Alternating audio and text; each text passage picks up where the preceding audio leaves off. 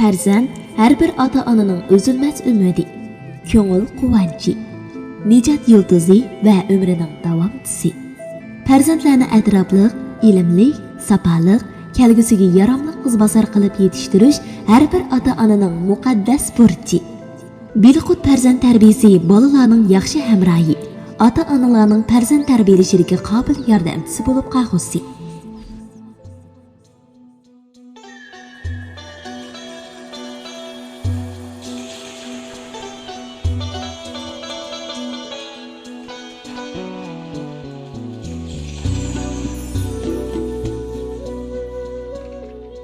O'qigan o'g'il atidan ulug'.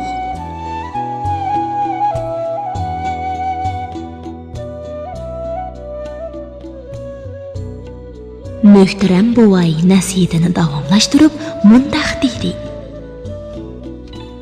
Agar inson ilm nuri bilan o'z yo'lini yo'ritmasa, nodonlik va zulmat ko'chisida qoladi. Kishi qalbining nuri ilm va ma'rifat bilan quvvatlandi. İnsoniyatning qadri ilm bilan hosil bo'ladi. Ilmdan hozirgacha hech kim ziyon ko'rgan emas. İlimni eglashning o'zi bir san'atdir. Dunyoda qanday yovuzliklar yuz bergan bo'lsa, ularning hammasi nodonlik tufayli kelib chiqqan. Eng zo'r halokat nodonlik. İnsoniylikni yo'q qilg'uchimi nodonlikdir.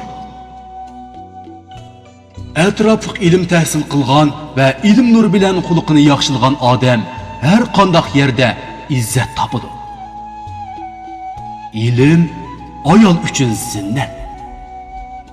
Ahli nodonlikdan qutuldirgan har bir odam numus, izzat, odimiylik qadrini tushunib yetdi. Bundoq odam hech qanday ishda adashmaydi. İlimsiz odam bo'lsa, bola tarbiyasi turli kamchiliklarga yo'l qo'ydi. Odam uchun eng zo'r narsalar numus, izzat, hayo qatorliq fazilatlar ilm ma'rifat orqali kashf qilindi.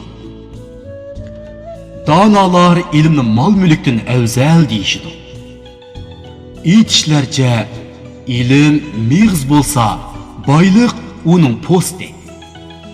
İlim gül bo'lsa, boylik uning xushpuroq hididir. Dono kishilar har doim ana shu mig'izni qo'lga kirgizish yo'lida jafo chekidi. Chunki ilm avval fazilatli kishilardan miros qoladi. Mol boylik bo'lsa, osh ko'zlarning mirosidir. Ilm kishida kamtarlik paydo qilsa, boylik manmanlik paydo qiladi. İlimli kişinin dostu köp olsa, maldar kişinin düşməni köp boludu. Maldar kişiler öte xəsis ve beğil bolsa, alim kişiler saxavet ikisi boludu. İlim kişiga obro'y keltirse, mal dünya azap keltirdi. İlim mertebesi mertebelerinin çoğudur degan söz şübhisiz to'g'ri. Qaysi yerda ilm ma'rifat kuchli bo'lsa, shu yer baxt uyi hisoblandi. Qaysi yerda nodonlik hukm sursa, shu yer sho'rtong yoki toshliq yerga o'xshashdir. Buvay so'zini davomlashtirib, yana mundaq dedi. Ey jinim bolam, go'zal xulq birlashib ketgan ilm kishilarni baxtli qiladi va martabasini oshirdi. İlimden maksat güzel ve izgü işlerini amelga oshirishdir. İlim ve hüner ögünüş insan için en zörür narsalardan hisoblandi.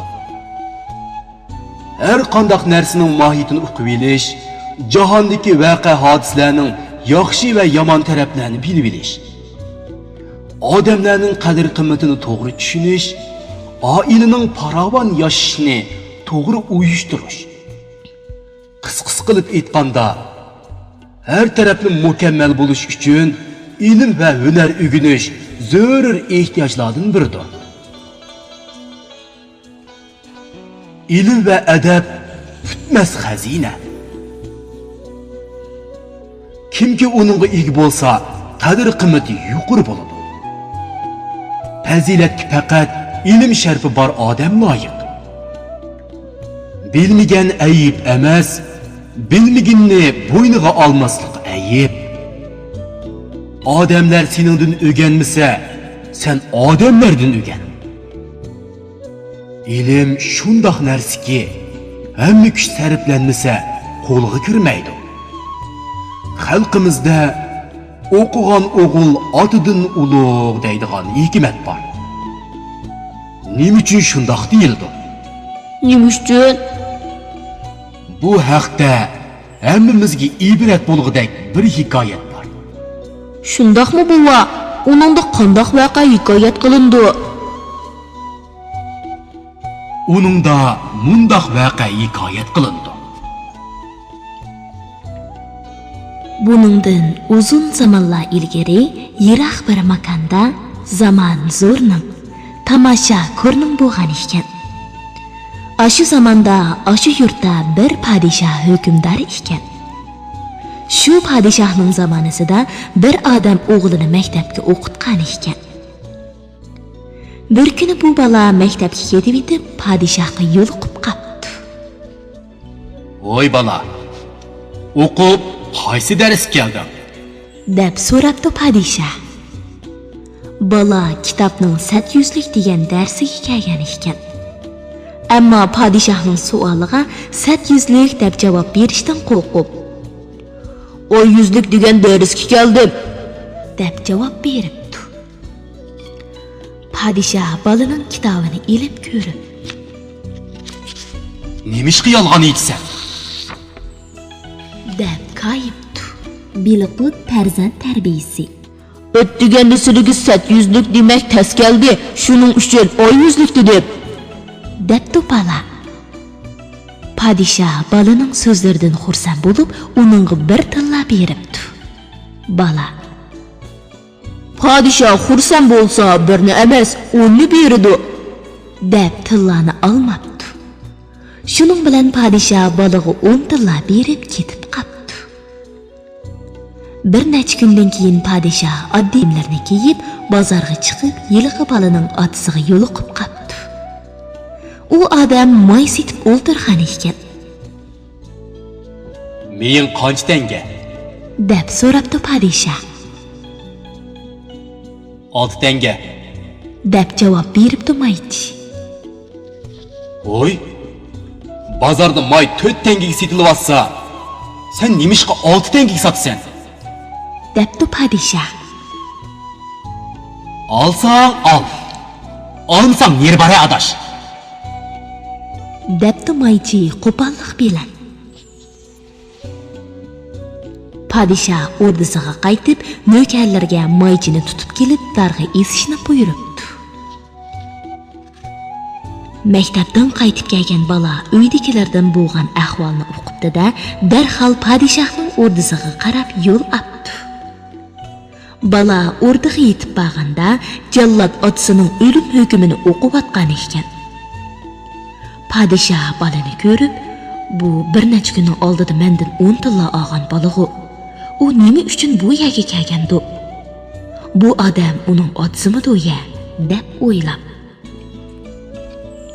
"Ey bola, sen bu yerga nima deb kelding?" deb so'rabdi. "Bu kishi mening otam bo'ladi, shafqatli podshoh olam. Otamning bir qo'shiqinidan kechib meni yetim qilmasliklarini o'tinaman" debdi bola. "Yo'q, sening otang o'limga loyiq gunoh qildi" debdi podshoh bolaning iltimosini rad qilib. "Undoq bo'lsa, otamning otasini o'ltirsanglar bo'ladi.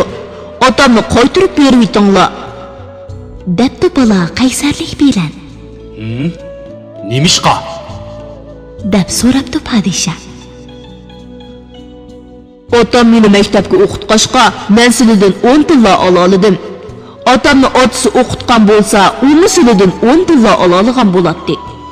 Biroq otasi o'qitmaganligi uchun beshiga o'lim tepib oldi shu" debdi bola. Podshoh bolaning so'ziga qoyil bo'lib, Sen o'qiganliging uchun otangdan ulug' kelding. O'qiganligingning hurmati uchun otangni sana qaytirib beray. debdi. Shuningdan keyin bu ish el ichidan ig'izga ko'chibdi va o'qigan o'g'il otadan ulug' degan maqol bizgacha yetib keldi. Biliqutjan bu hikoyatning cho'nqur ma'nosiga tushunib beshini langshitdi. Xalqimiz orasida yuqoridagiga o'xshash hikoyatlar nihoyat ko'p tarqalgan. Dedi buvay so'zini davomlashtirib. Bu orqali xalqimiz o'zining ilm suyarligini, ilmga bo'lgan tashnoligini ifodalab, avlodlarni ilmga yerisman qilib tarbiyalashni nishon qilgan.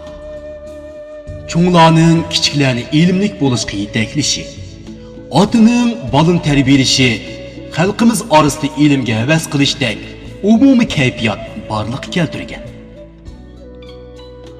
Yuqorida misol keltirilgan hikoyat mana bu yerislikning tipik bir misolidan iborat. Shuning uchun jinim o'g'lim, ilmga yerisman bo'l. Baxtingni ilm egilash bilan izla. Ilmning pallasiga yetishni nishon qil. O'zingga va xalqingga baxt saodat yoritishni, vatanga javob qaytarishni oliy maqsad qil.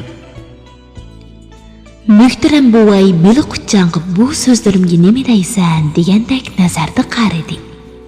Biliqutjan nihoyat samimiy holda: "Buva, men ilm-fan egallash uchun butun kuchim bilan tirishchilik ko'rsataman," dedi o't hayajon bilan. "Ilm mening qurolim bo'ladi. Chunki ilm hech kim har qanday vaqtda tortib ola olmaydigan boyliqdir. Bu hurmas boyliqqa erishish uchun har qanday badal to'lashni o'ylamayman." Navrasining so'zlari buvayni shodlantirdi. Muhtaram buvay Biliqutjanni mehr bilan bag'riga bosdi.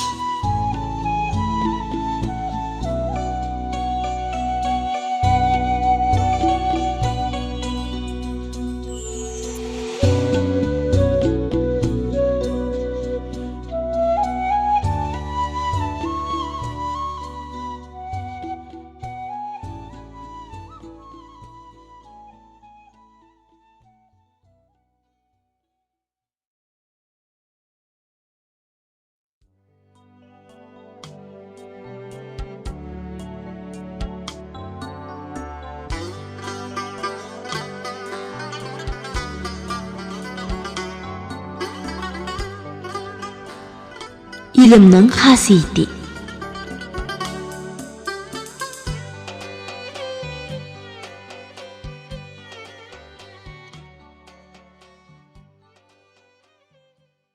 Ovozliq kitob Abdi Toli.